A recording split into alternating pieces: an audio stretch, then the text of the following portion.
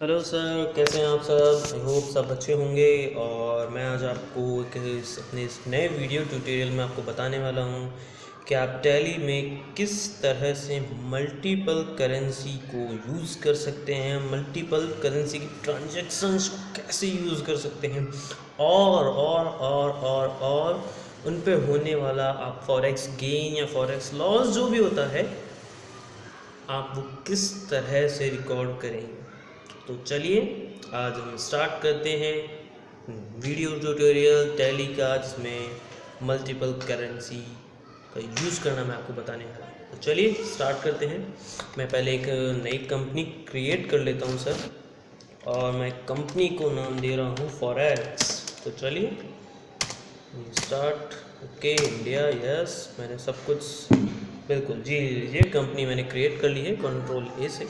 अब आपको अगर मल्टीपल करेंसी के ट्रांजैक्शंस रिकॉर्ड करने हैं टैली में, तो सबसे पहले आपको चाहिए कि आपको मल्टीपल करेंसी के ऑप्शन को अनेबल करना पड़ेगा।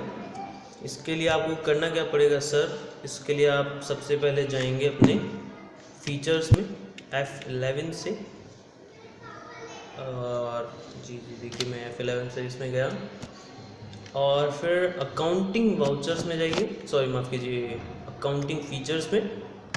उसके बाद यहाँ पर आप देख सकते हैं अनेबल मल्टी करेंसी, तो आप इसे कर दीजिए यस। बिल्कुल कंट्रोल ए से सब कुछ एक्सेप्ट कर लिया है मैंने। अब इसका फ़र्क क्या पड़ा? अब इससे आप अकाउंटिंग इन्फो में जाएंगे आप एक बार, तो आपको ये देखिए यहाँ पे एक नई करेंसी दिखने को मिल रही है। आप यहाँ पे इससे पहले अगर हम देखते या आप करके देखें, तो आप देखें, आप पाएंगे कि यहाँ पे करेंसी नाम से कुछ नहीं आता है। तो इसमें हम सबसे पहले एक अपनी करेंसी बनाएंगे। चलिए मैं बात मानता हूँ कि मेरी जो फर्म है या जो भी हमारी फर्म है, जो मैं एग्जांपल लेने वाला हूँ, वो यूएसए में भी डील करती है, मतलब वहाँ पर डॉलर चलता है। तो हम एक डॉलर के नाम से एक नई करेंसी बनाएंगे।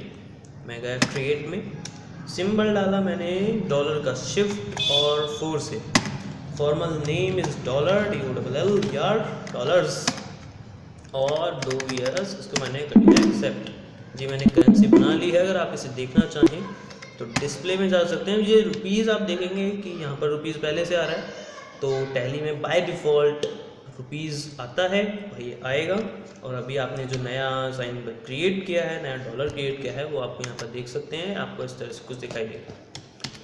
तो इससे हम अब बाहर आते हैं और कुछ ट्रांजैक्शन करते हैं, ताकि आप अच्छे से समझ पाएँ कि एक्चुअल में इसे यूज़ कैसे किया जाता है। तो सबसे पहले तो मैं एक अकाउंटिंग वाउचर पास कर देता हूँ रिसिप्ट का, या जेवी पास कर देते हैं। तो मैं कैपिटल बना देता हूँ एक बार, कैपिटल इंट्रोड्यूस करा देता हूँ फर्म में मेरे, या जो भी है।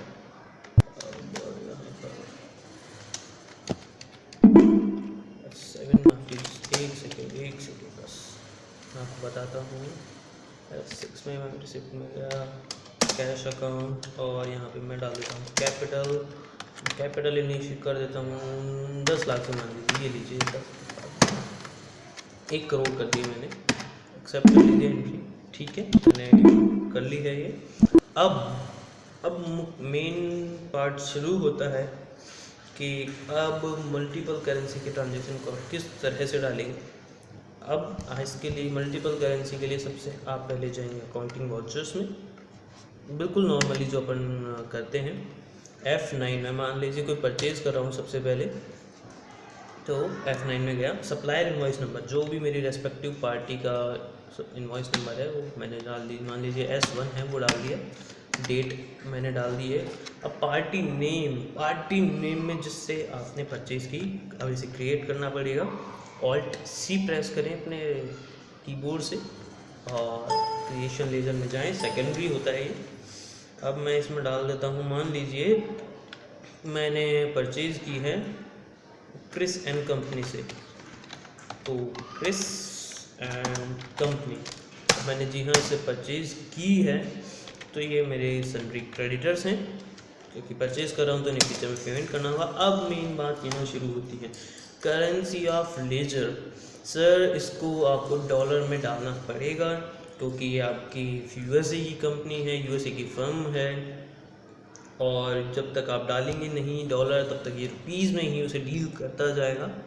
तो आप यहाँ सबसे पहले या तो एस्केप प्रेस कर दीजिए या बैक स्पेस दबा दीजिए, तो आपको यहाँ पे ब्लू करेंसी नज़र आने लग जाएगी जो आपने क्रिएट की है। मैं इसे डॉलर पर करता हूँ और बाकी सारी आप डिटेल डालिए और ये सेलेक्ट कीजिए। परचेज लेज़र में एक और लेज़र क्रिएट करनी होगी यहाँ पर परचेज के नाम से, क्योंकि ये परचेज हम कर रहे हैं और इसे डालेंगे हम परचेज के हेड में। ओके बिल्कुल ठीक है, एक्सेप्ट कर लिया। नेम ऑफ आइटम, अब मैं मान रहा हूँ कि हमारी जो फर्म है जिसके लिए मैं आपको अकाउंटिंग बता रहा हूँ वो कंप्यूटर्स में डील करती है। मैं बेसिकली केवल एक आइटम पे ध्यान दे रहा हूँ, केवल और केवल कंप्यूटर्स पे। चलिए और सी मैं एक आइटम क्रिएट कर रहा हूँ, तो कंप्यूटर अंडर प्राइमरी यूनिट्स में एक बार क्रिएट कर देता हूँ, वही अल्ट सी से कंप्यूटर्स तो नंबर्स में आएंगे, तो मैं नो एस इसका सिंबल डाल रहा हूँ और फॉर्मल नेम नंबर्स हो गए सर, डेसिमल में 0, एक्सेप्ट, यस एक्सेप्टेड। अब ये सर यहाँ पर पूछ रहा है कि मुझे कितने मैंने कितने नंबर ऑफ कंप्यूटर्स यहाँ परचेज़ किए हैं। तो सर अब मैंने यहाँ पर मान लीजिए 5 मानता हूँ, 5 कंप्यूटर परचेज़ किए हैं रेट। अब सर यहाँ पर जब आएंगे तो आपको ध्यान रखना होगा विशेष तौर पे, बहुत अच्छे से सुन लीजिए कि आपको डॉलर का साइन लगाना है। पहले अमाउंट डालने से पहले आपको डॉलर का साइन लगाना है। अब यहाँ पर आपको रेट डालनी है एक कंप्यूटर की, डॉलर्स में रेट क्या चल रही है सर, मतलब जब आपने परचेज़ किया तो कंपनी आपको एक कंप्यूटर कितने डॉलर में दे रही है। मैं मान रहा हूँ वो जो क्रिस एंड कंपनी है वो हमें 100 रुपये $1 में तो कंप्यूटर दे रही है, उससे हम परचेज़ कर रहे हैं 100 रुपये $1 से, $100 पर कंप्यूटर में। इट मीन्स आपके टोटल $500 हो गए हैं। तो इसे मैं एंटर किया तो आप यहाँ देख सकते हैं कि ये $500 आ रहे हैं टोटल अमाउंट में, डॉलर्स में आ गया है। अब आप जैसे ही इसे एंटर करेंगे तो ये आपसे इस तरह से रेट ऑफ एक्सचेंज पूछेगा कि सर आपने जब ट्रांजैक्शन किया, आप मल्टीपल करेंसी में ट्रांजैक्शन कर रहे हैं, तो उस दिन रेट ऑफ एक्सचेंज क्या थी। उस दिन की रेट ऑफ एक्सचेंज डालेंगे तभी तो ये आपके रुपीज़ में उसे कन्वर्ट करके आपके ट्रेडिंग या P&L या बैलेंस शीट जो भी आपका आइटम है, जो हमारे केस में तो ये ट्रेडिंग एंड P&L का आइटम है, तो वहाँ पर जाएगा। तो यहाँ पर आपको ये डालना बहुत ज़रूरी है रेट ऑफ एक्सचेंज, क्योंकि अगर आप इसे नहीं डालते हैं तो वो पूरा डॉलर में उसे ले जाएगा, तो वो बिल्कुल गलत हो जाएगा फिर। तो चलिए हम इसे डालते हैं। अब इसके लिए आप क्या करें, अपने कीबोर्ड से इंसर्ट का बटन प्रेस करें, उससे कर्सर जो है इस तरह नीचे ब्लिंक होने लग जाएगा। अब मानता हूँ मैं उस दिन जो हमारी डॉलर की रेट थी, $1 की रेट थी, मैं जस्ट सपोज कि $100 थी, 100 रुपीज़ पर डॉलर। एंटर किया मैंने तो आप देख सकते हैं यहाँ पे टोटल 50,000 रुपीज़ का मैंने परचेज़ किया है और $500 में, मतलब $500 के हमने कंप्यूटर परचेज़ किए जिनकी रुपीज़ में वैल्यू है at the time of purchase 50,000 rupees. Okay, तो चलिए मैं इसे एक्सेप्ट कर लेता हूँ। बिल्कुल जी हाँ, एंट्री हो गई। अब मान लीजिए मैंने क्रिस एंड कंपनी से 1 मंथ का पीरियड मांगा था पेमेंट करने के लिए, और अब मैं उसे पेमेंट करने जा रहा हूँ। और ऐसा हो सकता है कि उस दिन जो है अपनी रेट ऑफ एक्सचेंज जो है वो अभी जो अपन ने परचेज़ की है जो 100 रुपये थी उससे डिफरेंट हो। अगर वो आपसे कम होगी तो आपको कम पेमेंट करना पड़ेगा, तब तो आपको हो गया फ़ायदा। बट सर अगर वो ज़्यादा हो गई तो आपको हो गया लॉस, और लॉस और गेन चाहे कुछ भी हो, उसे एडजस्ट किस तरह से करते हैं वो मैं आपको बताऊंगा। तो चलिए एक बार इसकी पेमेंट एंट्री हम पास कर देते हैं। F5 से मैं जाता हूँ पेमेंट में, या फिर आप यहाँ पे क्लिक करके भी जा सकते हैं। जी मैंने क्लिक किया पेमेंट में। अब मुझे पेमेंट कैसे करना है? जी सर मेरे को कैश से करना है। अगर आपके पास बैंक अकाउंट है तो आप उससे भी कर सकते हैं, ठीक है। करना किसको है सर? क्रिस एंड कंपनी को। अब अब आपको ध्यान हो, आपको याद हो, आपने देखा हो ठीक से, तो मैं आपको बता दूं कि मैंने आपको बताया था कि यहाँ पर डॉलर लिखना ज़रूरी है जितना भी आप अमाउंट पे करना चाहते हैं। मैंने डॉलर का साइन लगाया और एक कंप्यूटर मैंने परचेज़ किया था $100 में। टोटल 5 कंप्यूटर्स हुए, $500 पेमेंट करना है। जी हाँ सर, आपको ऐसे ही लिखना पड़ेगा और रुपीज़ में आप मत लिखिएगा, वो फिर अकाउंटिंग आपकी गड़बड़ा जाएगी, आप परेशान होंगे। और मैं इसकी मान लीजिए मैं डेट कर देता हूँ 1 मई 2016। $500 आप जैसे ही एंटर करेंगे फिर ये रेट ऑफ एक्सचेंज पूछेगा सर, क्या आप अपने रेट ऑफ एक्सचेंज इस दिन क्या थी वो बताइए। तो मैं वही करता हूँ, इंसर्ट मैंने प्रेस किया, इंसर्ट भी बोल सकते हैं प्रोनाउंसिएशन में आप इसे। तो मान लेता हूँ मैं उस दिन जिस दिन परचेज़ किया ये वाली रेट आ रही है $100, मैं मान रहा हूँ। और जब मैंने वापस इन्हें पेमेंट करने की बारी आई तो उस टाइम पे डॉलर की रेट हो गई $110 $1 की। सर अब आपने परचेज़ किया था तब $100 पर डॉलर थी, अब आप पेमेंट जब कर रहे हैं तब $110 है। इसका मतलब क्या हुआ? इसका मतलब ये हुआ सर कि आपको ये पेमेंट ज़्यादा करनी पड़ेगी। $1 पे आपको $10 का नुकसान हो रहा है सर। तो टोटल आपने परचेज़ की थी $5000 की, सॉरी $500 की, तो टोटल आपका हुआ सर $5000, $5000 का आपको लॉस होने वाला है। चलिए एंटर करते हैं जी। देखिए रुपीज़ की वैल्यू 55,000 आ गई। मैंने इस पेमेंट की यस ओके एक्सेप्ट कर लिया मैंने, जी हाँ पेमेंट हो गया। अब इसके अगर हम लेज़र खोल के आपको दिखाता हूँ कि इसका लेज़र क्या होगा। आप यहाँ पे जाएं डिस्प्ले, देन अकाउंटिंग इन बुक्स, देन लेजर्स, खोलना है क्रिस एंड कंपनी का। अब ये देखिए मैं आपको पूरे टाइम को खोल के दिखाता हूँ। अब अप्रैल 16 से देखिए आपने हमने परचेज़ किया था $50,000 का, हमने पेमेंट किया है $55,000 का। और सर ये आप देखिए तो अनएडजस्टेड फॉरेक्स गेन और लॉस आ रहा है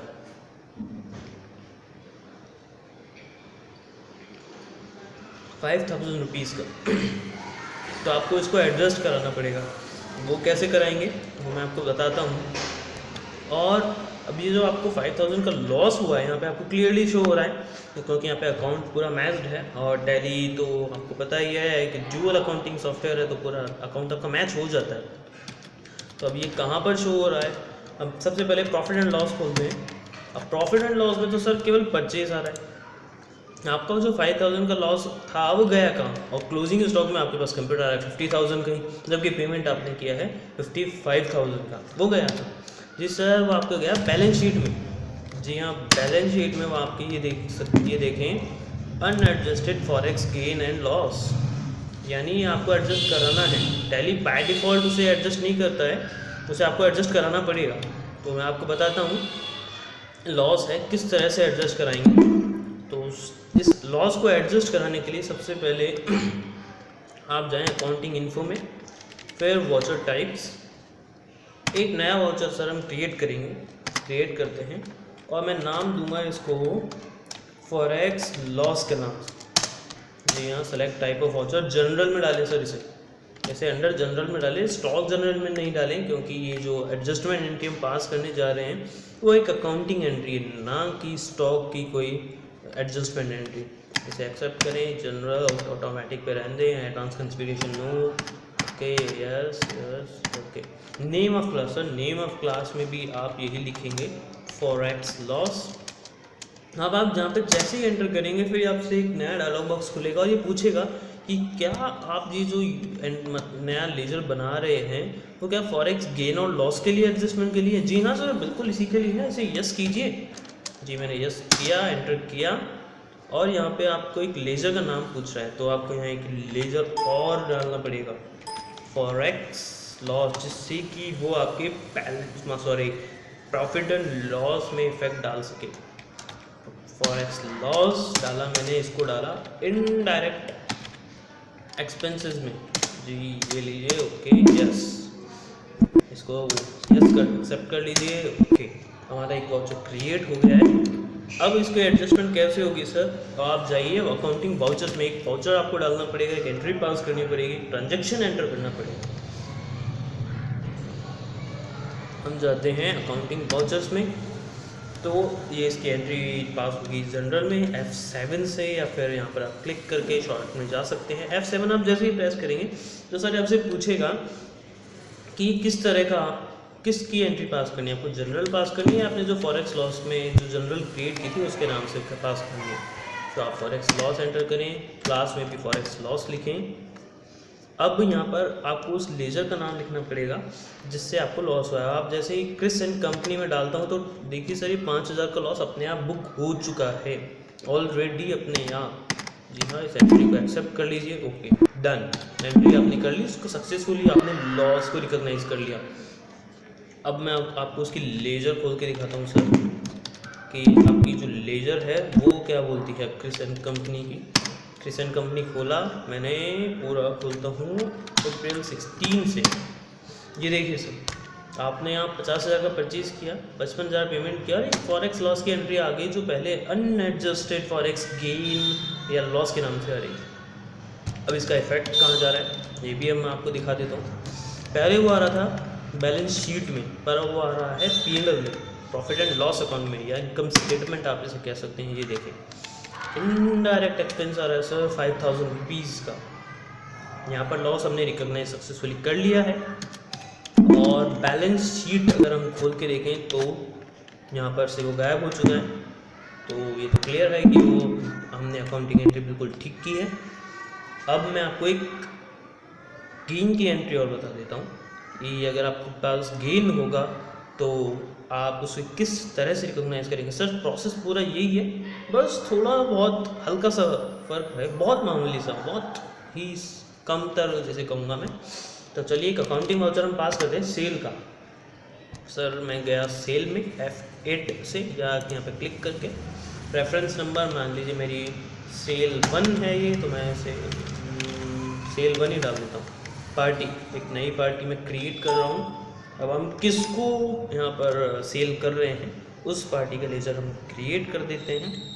अब मैं आपको क्या नाम डालूँ, एलन डाल देता हूँ, एलन एंड कंपनी के नाम से मैं एक लेजर क्रिएट कर रहा हूँ। अंडर में जाएगा डेटर्स, क्योंकि ये इसे हम कर रहे हैं सेल्स एंड डेटर्स में। यहाँ पर सर फिर से वही बात, फिर से वही बात, फिर से वही बात, ध्यान दीजिए ध्यान दीजिए ध्यान दीजिए, बहुत इंपॉर्टेंट पार्ट है सर वीडियो का, बहुत इंपॉर्टेंट। यहाँ पर आपने अगर रुपीज़ कर लिया तो कुछ नहीं हो सकता, फिर आप मल्टीपल करेंसी में डील नहीं कर पाएंगे, पर्टिकुलर इस लेजर में।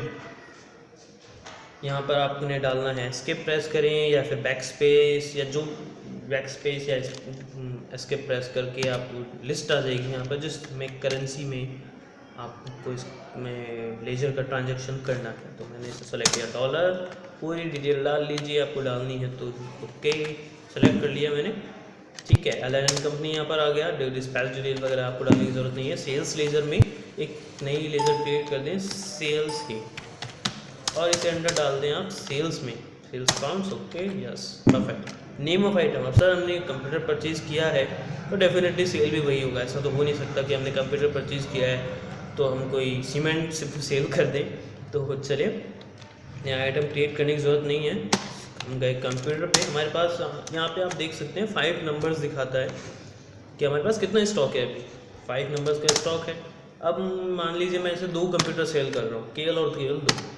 रेट, किस रेट से मैं सेल कर रहा हूँ, तो सर यहाँ पर फिर से ध्यान दें, यहाँ पर फिर से ध्यान दें कि आप कितने में उसे सेल कर रहे हैं, उसकी रेट आएगी, कितने डॉलर पर कंप्यूटर आप उससे चार्ज कर रहे हैं, कितने में बेच रहे हैं, वो रेट आएगी और डॉलर साइन के साथ। ये बात मत भूलिएगा सर।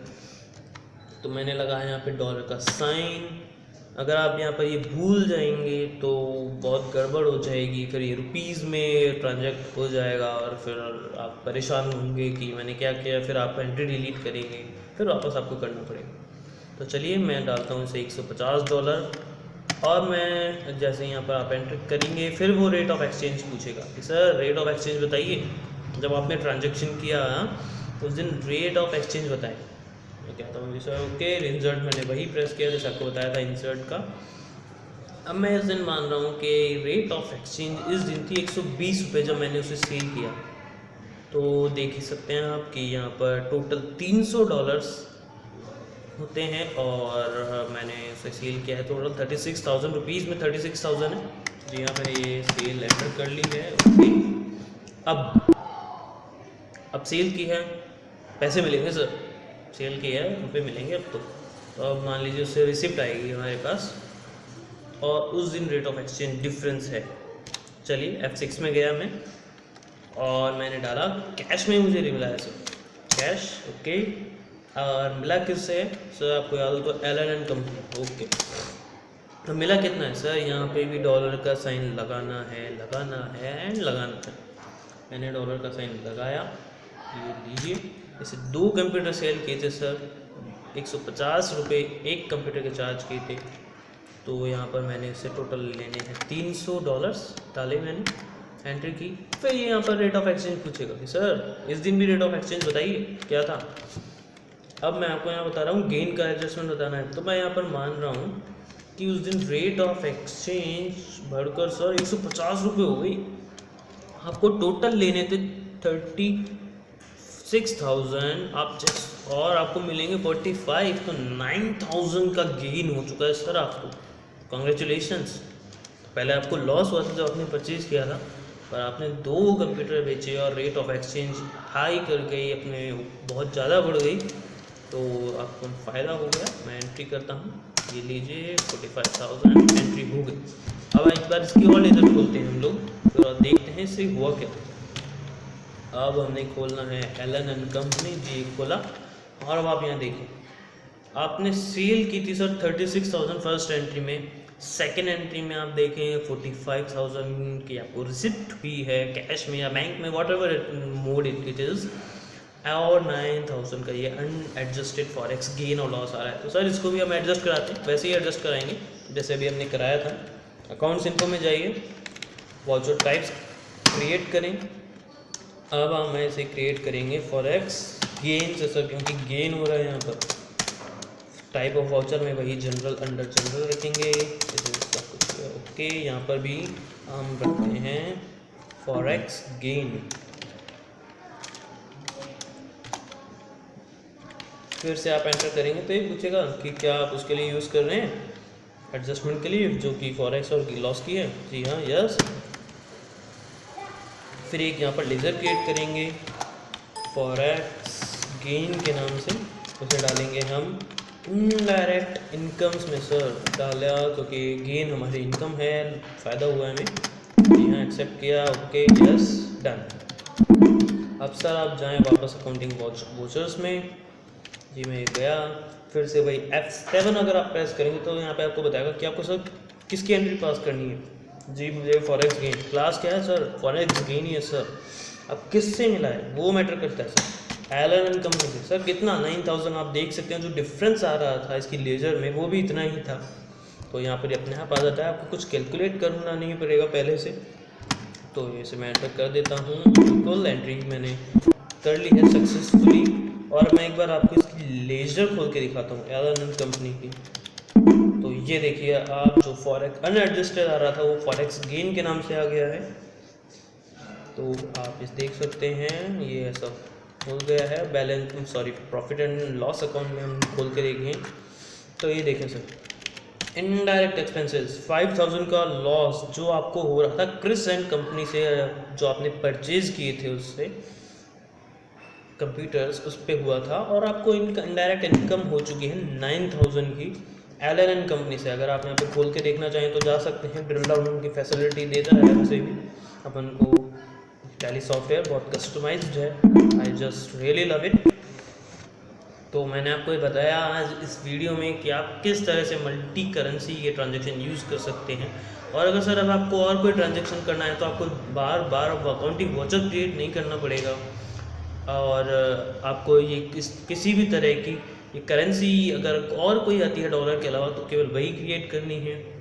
एडजस्टमेंट इसी तरीके से होगा, और एडजस्टमेंट भी किया जा सकता है एक सिंगल JV पास करके, जनरल वाउचर पास करके, बट सर वो गलत हो जाएगा, वो प्रॉपर नहीं है।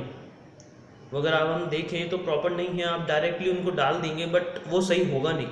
Proper accounting treatment forex gain या फॉरेक्स लॉस या मल्टी करेंसी का जो होता है वो यही होता है कि इसको इसी तरह से डील किया जाता है और इसी तरह से डील किया जाना चाहिए। यही बहुत सही मेथड है, यही बहुत सही चीज़ है।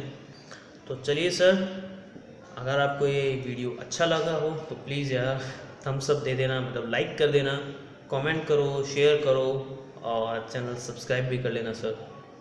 गुड बाय, अगले वीडियो में मिलते हैं कुछ एक और नई टैली की वीडियो के साथ। कुछ अच्छा सीखेंगे और दुनिया को और बेहतर करेंगे। चलिए बाय, मिलते हैं।